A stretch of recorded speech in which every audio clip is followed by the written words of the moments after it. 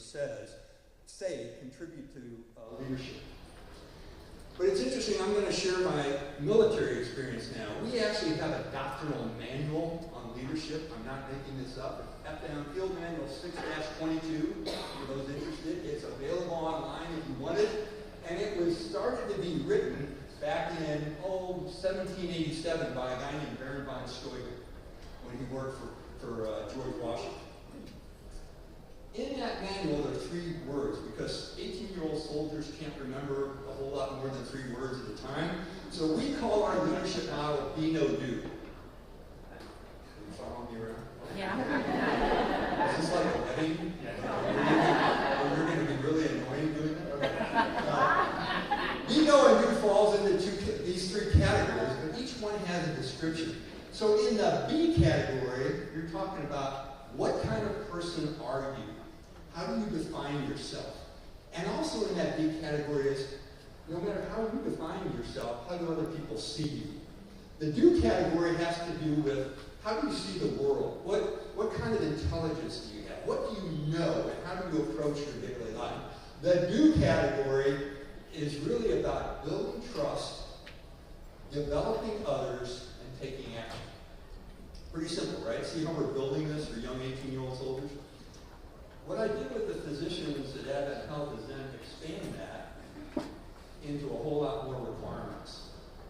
So you can see, the B part has to do with your character, the individual character of each individual, and their presence. How do they see themselves? How have they grown up? What kind of values do they have? What's their life's mission? And then, in those same things, how they see themselves may not be how other people see them too. So what you have to do is literally overlap who you think you are versus what people see of you. In the no category, that's your intellect. I'm certainly not, as a dumb tanker, going to try and explain to doctors what they should know and what their competencies should be. That's up to them. But you can talk a little bit about how they see the world, how they apply that knowledge, how they communicate, how they interact with others. That's all in the intellect piece. It's their emotional intelligence along with their brilliance of mind in terms of being a great scientist.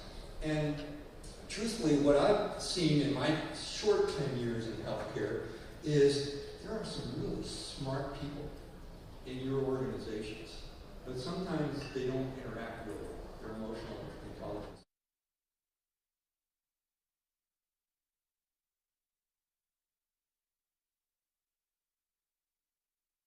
Build trust, and trust comes in all different kinds of ways. How do you communicate? One of the big things in communications I found at Advent Health was people, and by the way, the business community says that a lack of good communication in any organization will cause failure. And it's the number one reason most organizations fail is poor communication.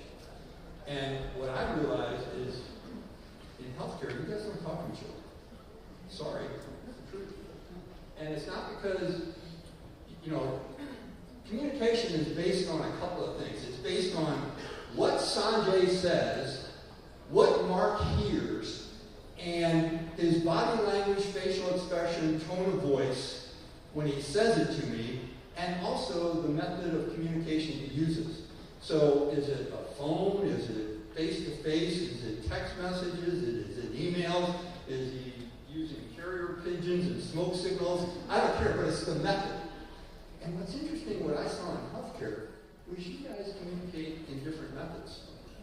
So administrators do emails, doctors do text, and nurses do face-to-face most of the time. And sometimes the wires get crossed. Is that right? Can I get a horse out head nod? Is that true? Okay, so if you start realizing that doctors never read emails, the administrators will realize why they're not getting their message through, right? If you're not on a physician's text change, you're not going to know what the hell he's talking about, right? When he goes in and sees the nurse. Sanjay's shaking his head, so we know it's all right, because he's the smartest guy in the room. And he's the most handsome, too. Okay. So anyway, then you have the influence model. And I'm sorry that didn't come out right on the screen. But every leader has a task that they have to accomplish, no matter what your level in the agency. You're given jobs to do. And when you're getting those jobs, you immediately start thinking, how am I going to perform that? And that's the technique you're going to use, the type of influence method, right? You with me on this model? Okay, but we've forgotten one thing. I've got this team right here, and I don't know what their motivations are. And what's your name? Elizabeth. You have a dog? Okay, good. I'm going to use the dog example with Elizabeth. Elizabeth loves me. I'm her leader. And every day she's doing everything I ask her to do. Except today, her dog died. And everybody knows what a dog's death means to us. So she's in a real downer mood. So if I come in and I'm thinking, hey, she's going to do everything I tell her to do, and she doesn't do it, I don't understand what's going on. So I've got to understand the motivations of each person. What's your name? John doesn't like me at all. He can't stand me. But he's in this job because he knows he can go nowhere else and he's got to stay with it. So I've got to figure out what motivates John to stay in this job, and I've got to work around it. What's your name? Monica is part of the great unwashed middle. I mean, she comes in every day. She doesn't care what's going on. She'll do the job to the least of her ability. So I've got someone who loves me, someone who hates me, and someone who's ambivalent on my team. All teams are like that. It's the rule of thirds in leadership. You got to figure out how to influence each one of those three people depending on what their motivation is. Does that make sense? I'm trying to get through this really quickly so we can have some time for questions. Okay, then the fourth element, once you determine how your leadership style works in that one circle, you get a new job. And I didn't realize this truthfully. I rose through the ranks in the military. I think I did that because the Army has a sense of humor and they just wanted to see what I'd do next. But every time I moved from one job to another, I had different tasks and responsibilities. Sometimes in U.S. culture, sometimes in the joint world with Navy and Marines and Air Force, which is very unique. Sometimes it was a multinational environment. So all those other things, the job and the situation, the cultures of those different organizations, and my expected behaviors all changed. I didn't realize that until after I retired. I was just going from one job to the next thinking, oh, well, I'm a great leader. I'm going to walk into this one and do the same things. And you don't realize that the conditions change when you're in leadership. So then we started putting the course. And what I did in separating the course was I gave them a book a month to read, which they all read because I demanded it of them. And we questioned them on it in the next lesson. So the first two lessons were all about self. They did a self-analysis. They understood, they named their values. And what I would do is ask this big audience. I was with a group of CEOs one time, and I asked them what their values were. And I won't name the company that they were with, but the initials of the company were Siemens. They could not name what their corporate values were. And it was fascinating. I said, what are your values? What do you live by? And it was like, all these CEOs and C-suite members were going, I don't know what it is. One guy finally stepped up and he said, well, we may not know them, but they're on our website. He laughed, but because I do research in organizations before I speak, I said, I know that. And in fact, you have two different sets of values on your website, so which ones do you believe in? If you don't know your values, if you don't know what you truly believe, you become a windsock. Because values help make decisions.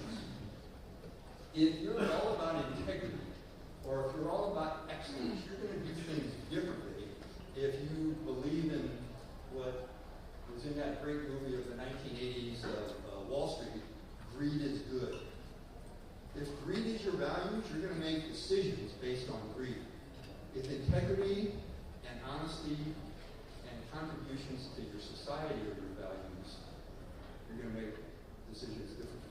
So the first two lessons were all about knowing yourself and how you interact with others. The second two lessons, and those are the two books we read, were about leading others, the influence methods. Not only leading your team, but leading up.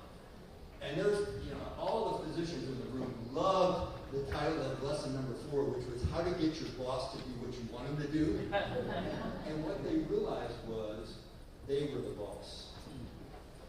So people were trying to lead up to them and sometimes they weren't listening. Lesson 5 and 6 were all about leading teams, the so-called dyadic of leadership, of how do I get the lover, the hater, and the ambivalent working for me and influencing them in different ways. And then also, the organizational contributions. How do you bring that leadership dyad up to the organization so you get a seat at the table and you're influencing the decisions that your organization makes? And then finally, the last one was leading the organization in the profession. What does it take to be a strategic leader? To go from that clinical leader up to perhaps leading as the president of the, I don't know what it's called, the College of Oncology. Is that what it's called? What's it called? There is none? Okay, what is it? Okay, ASCO. I'm sorry, I didn't know that. I don't know what that stands for. And by the way, that's an acronym that you all use that I don't know. And I just went blank. Did I do something wrong? Did I punch something? Oh, great. All the IT guys are screwing. So we're going to go right into the question and answer period. They're going to fix it, I'm sure. But you can see how this all worked out. The last thing we do, which I talked to our hospital into doing, is allowing me to take the 50 members of the class to Gettysburg, to a national site where crisis occurred. And the intent is not to make them Civil War button collector historians. The intent was to assign each one of them a role as a general in that battle that took place in 1863 and talk about leadership decisions.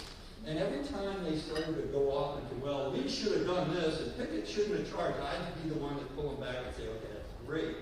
Thank you very much for your interest in this. It's really great. But today we're talking about how does that apply to healthcare? How do you communicate better? How do you address toxic leadership? Where is your position to influence decisions? How do you use your values to do things? So we spent a day on the battlefield wrestling with those questions. And then we walked across the field to where Lincoln gave the Gettysburg Address 6 months after the battle, when the people of the city of Gettysburg could no longer stand all the dead bodies that were rotting in the field, and they developed the National Cemetery. And we heard the 253 words that Lincoln said during the Gettysburg Address about how to bring people together. I don't use the vertical pronoun I, and instead use our and us and we to build that team that he actually built during a critical time of the Civil War.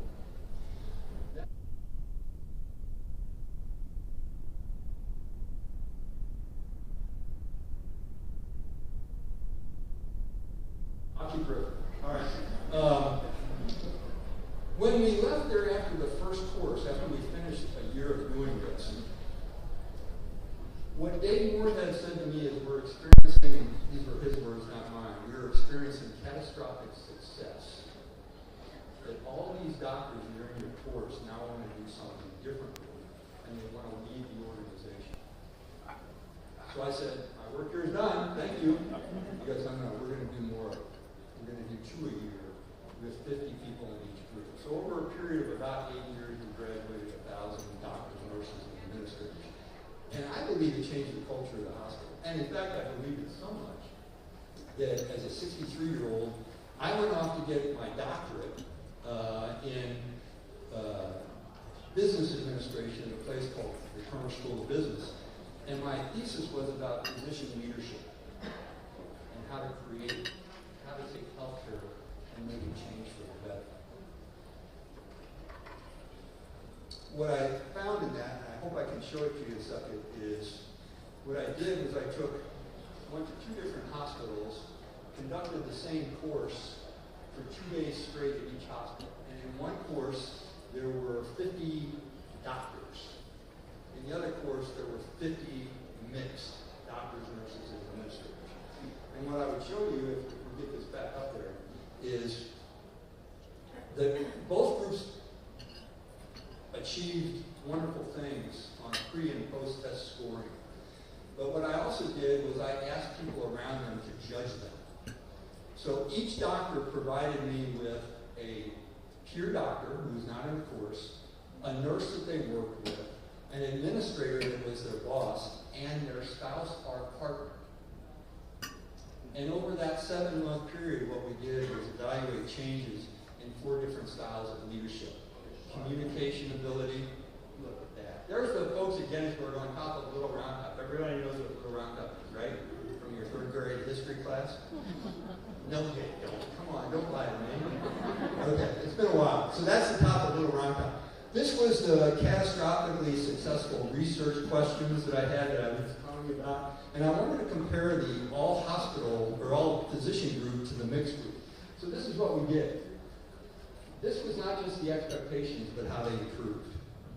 And what you can see is in terms of the 4 areas we were evaluating them on leadership, the mixed group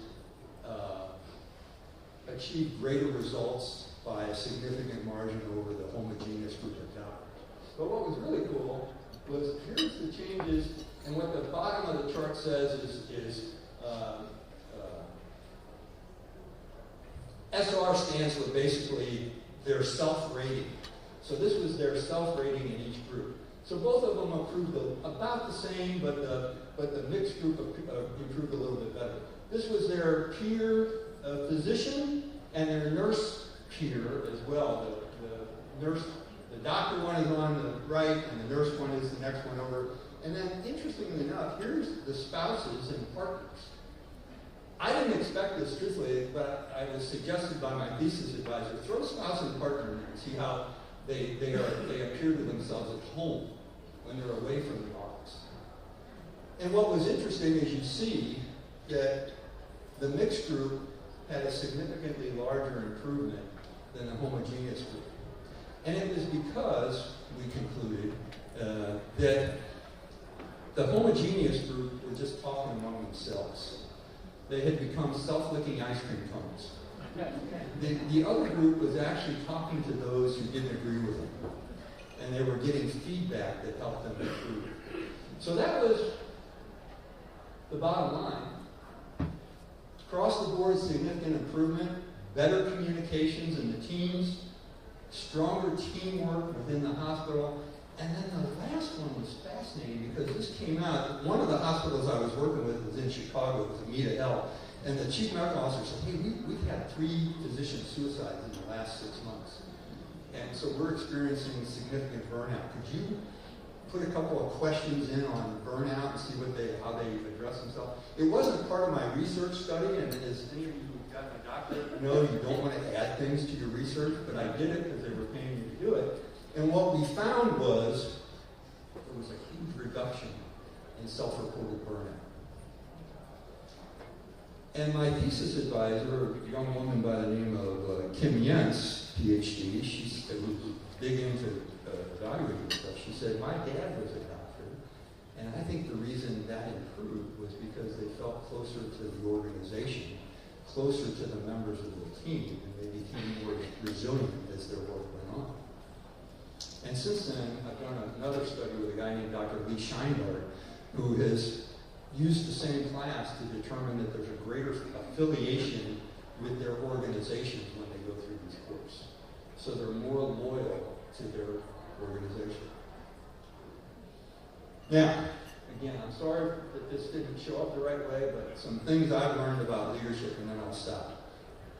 Take a look at that picture. That's Sergeant McGreevy.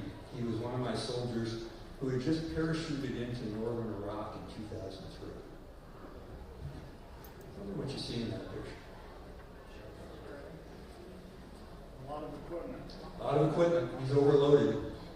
Soldier's load. He's carrying about close to 130 pounds of gear in his rucksack. There's food that he's carrying with him because he's going to be on the ground before he gets resupplied for about 3 days. So he's got 3 days worth of food in his rucksack. He's got his blanket. He's got all kinds of ammunition. He's dirty and muddy. What else do you see? He's tired. He's beat. He's probably, he landed at 8 o'clock in the morning. He had been up since 2 o'clock when they were preparing the aircraft to go over and they parachuted out. See anything else? Yeah, maybe. God and country, I'm sorry. Say again? He's alone. He's alone. He's not, really. There's a bunch of soldiers around him. But he looks like he's alone. And why is that? He's carrying a lot. Not just on his back, but in his mind. He's thinking about his wife and 3 children back in Vincenza, Italy. He's a sergeant, so he's thinking about, am I going to deliver for my team? He's thinking about success or failure. This is the first time he's been in combat, so he's got that fear in his heart. There's a lot of things going on, and it all has to do not with the gear he's carrying, but the look on his face. And that gets back to what leadership is all about. It's about the individual and knowing which member of the group are doing things for different reasons and why they are motivated to do those things. A couple things that I saw. Your values are the most important. That top picture is me talking to a guy named Colonel General Shenko, he was the commander of the Russian army. And that picture was taken in 2011, so it was before they invaded Ukraine. And it was after I gave him a tour of U.S. Army Europe.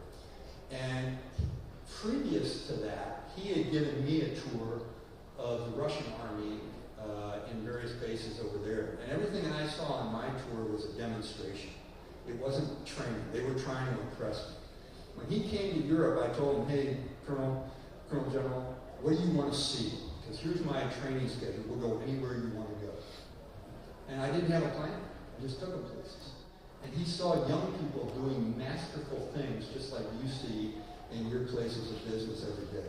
And at the end of the tour, we were sitting in the airport, and he hit me with a question. He said, how do I make my army more like yours? That's why I've got that dumb look on my face. Like, how am I going to answer this? And I said, General, you're not. Because you don't have leadership. You don't have sergeants. You don't have lieutenants who are worth a damn, and your colonels are all fat. Because they were. Everyone I saw, they were more interested in drinking vodka than training their troops. The picture at the bottom is of Dr. Elmira Mansfield, who was in my very first class, and she said, hey, Mark, after the class was over, she says, you want to come down and round with me? She was an ED doc, or she is an ED doc. She's now a CMO of the hospital. She said, you want to round with me in the emergency room at Celebration Health, which is right across the street from Disney, and they get some strange people in that emergency room. I said, yeah. I said, how long will it take? She goes, well, you're going to round with me, so you're going to be there the whole shift, 12 hours. Great. So I watched this young lady, this young doctor, for 12 hours do her thing back in 2014. And she was awesome. She was unbelievable. Everything that we had taught in class, she had demonstrated in the way she treated different people, the way she broke into, and she's a fluent Spanish speaker, she's from Puerto Rico, when she broke into Spanish with the Hispanic patients, when she tried to speak Romanian to a Romanian patient who cut her foot open over at Disney World. It was just awesome.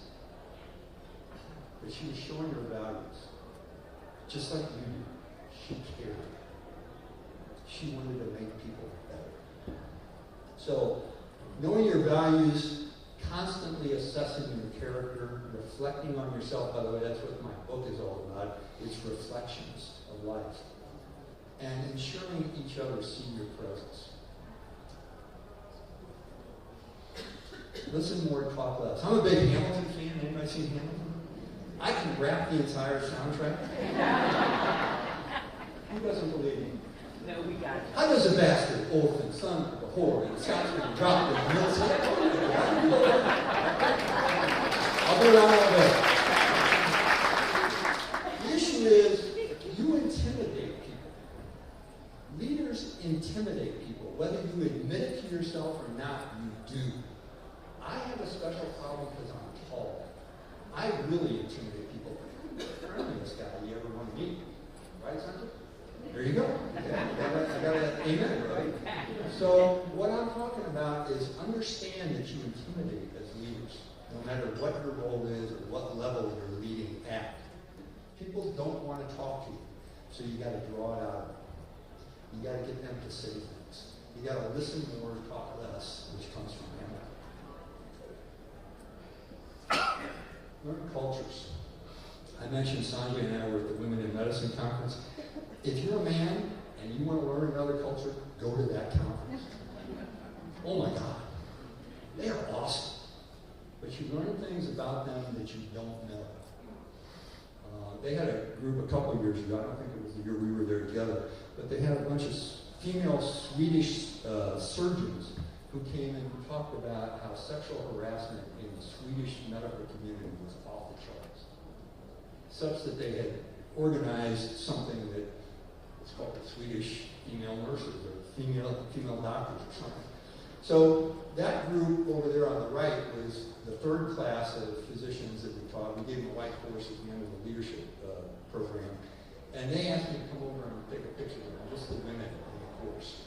Because they said, you understand this.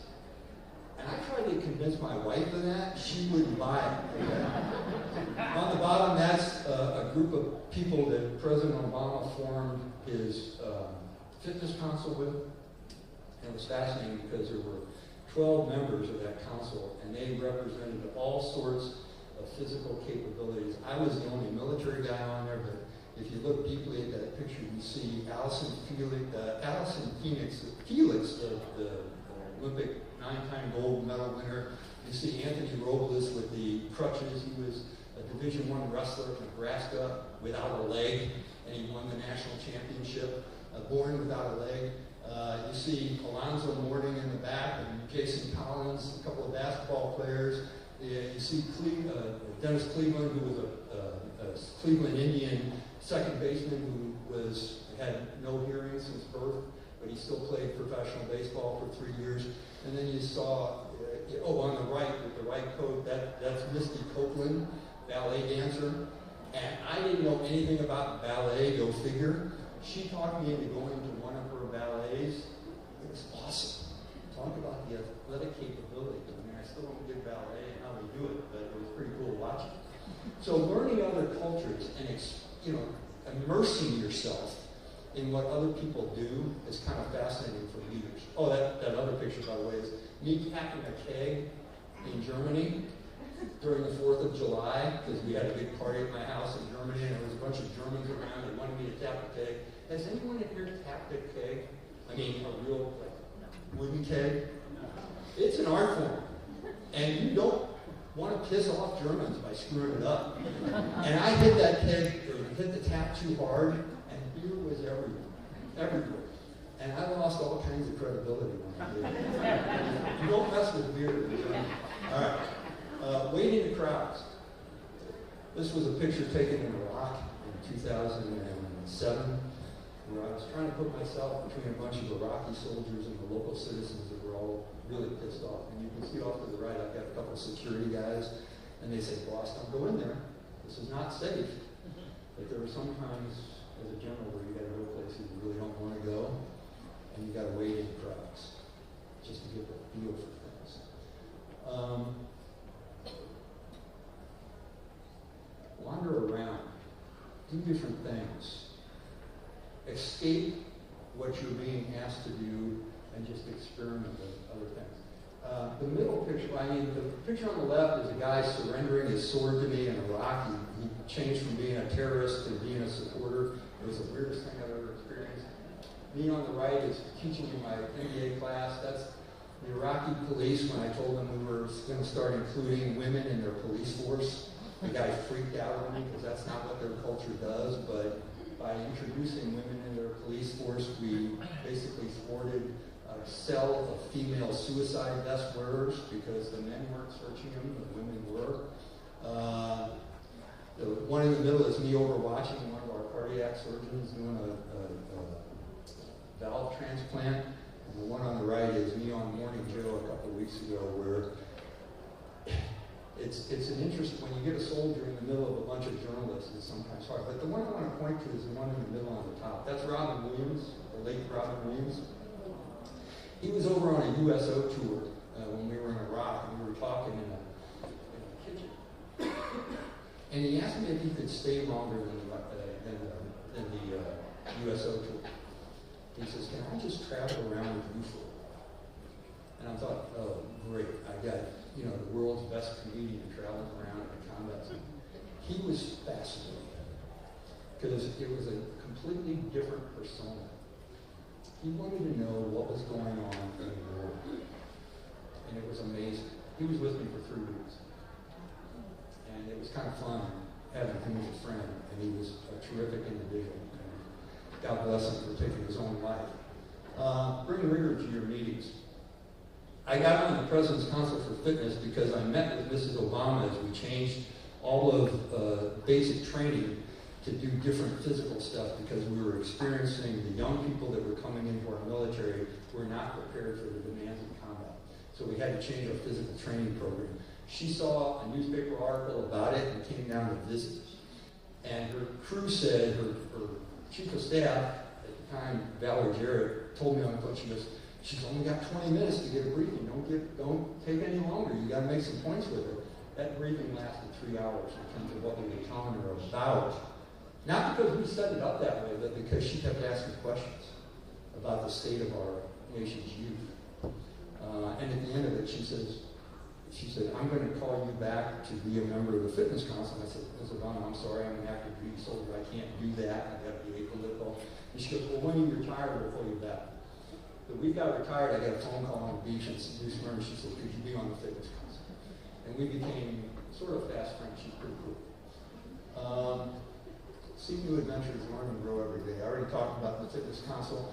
That picture at the top, I got a call from one of my commanders who was in the Netherlands when I was commanding Europe. And he said, hey boss, you want to come up for midnight mass and go to mass in a cave? And I said, what? And he said, yeah. Am I still okay? Yeah. Okay, a couple more minutes. And he said, yeah, we can go to mass in a cave at the Sharp Monastery. I think you'll really enjoy it. Well, my wife and I went up. That's her sitting next to me. And she said, when we got there, what we found out is this cave in 1944 is where a bunch of soldiers went to mass before they were called up the next day on Christmas Day to fight in the Battle of the Bulge. And if you look over on the right there on the wall, there's like a plexiglass. Behind that plexiglass is everyone's signature. It was all the American signatures that were there that night. There are 273 signatures on that wall. 204 of them were killed in combat the next day. And every year since 1944, the Dutch conduct a Christmas Eve Mass as a commemoration in this little cave. It's a sandstone cave. The priest, he's not shown, but the priest giving the Mass, I've got another picture of him, was 88 years old, and he was telling me about that night and the confluence of fear on the American side and joy on the Dutch citizen side because they had been liberated, and what happened to those Dutch citizens when they found out that all those soldiers that they had come to know at that Mass were killed the next day. So there's a cemetery right down the road from here called the Netherlands American Cemetery.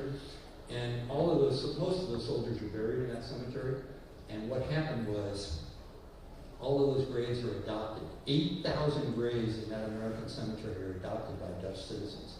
And they take care of them on a daily basis, the graves thing. It's fascinating. And then that last picture I'm going to give you that's Rhonda Bartlett. She was my mentor when I got my doctorate. And when I came in as a staunchy old colonel, or a staunchy old general after I retired, and I said, what am I going to get out of this doctorate program? She said to me, you're going to learn how much you don't know. And she was absolutely right. Last one. Mentor young people. Grow your team. The young lady on the left holding the coin was my aide-de-camp as a major. She was my last aide-de-camp. Her name is Stephanie Bagler. I was called into a meeting with the Georgian president when he thought we were leaving Europe back in 2012. That's President Saakashvili. He called me into his office and he says, are the Americans going to leave us here in Europe to ourselves? This was after he had been invaded once by the Russians. I said, no way. But when I went into that meeting, I said, can I bring my aide with me? So she's sitting at the table, you see her with her hair up. That's her as a young major. And I think bringing her into that meeting and seeing how politics work drove her career to be a foreign area specialist. She is now a brigadier general, and she's the defense attaché in Israel. A masterful person. Last thing. Tell people you love them daily. Find a way to say thanks. And the best way to do it is write it down. Don't send an email, don't send a text message, write it down. Because you'll find when you write it down, they will take that note and pin it to their carrel or pin it to their office wall because it means so much to them. Some will send it home to their parents and they have it framed over their Barco lounger in their living room sometimes. But the fact that you're writing it down says so much more in today's society than just giving a pat on the back and saying thanks a lot. Thank you for having me. I don't know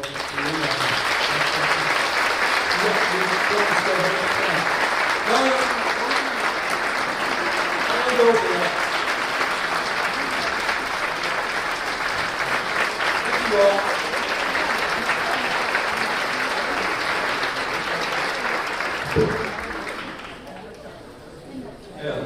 Just to make two announcements. One, the general's going to be leaving at 10:30. He has an Uber coming at 10:30. But he's giving every goodie bag got one of his new books. So if you'd like to have him sign the book, he's going to be out in the hallway. We're going to set him up so he can sign some books there. And then the second thing that I didn't mention last night, and I didn't get a chance to mention this morning, is that all of the exhibitors have been given 50+ raffle tickets. So, and the reason is the conference attendees to go visit each booth. Every booth you visit you'll get a raffle ticket from the exhibitor. And the more exhibitors you visit, the more chances you'll get to win the David Yurman bracelets that Open Heart Jewelry Store donated to us. And we're going to have a raffle at lunch today and lunch tomorrow. So please visit the exhibitors so you can get those raffle tickets and to learn about their products. Thank you.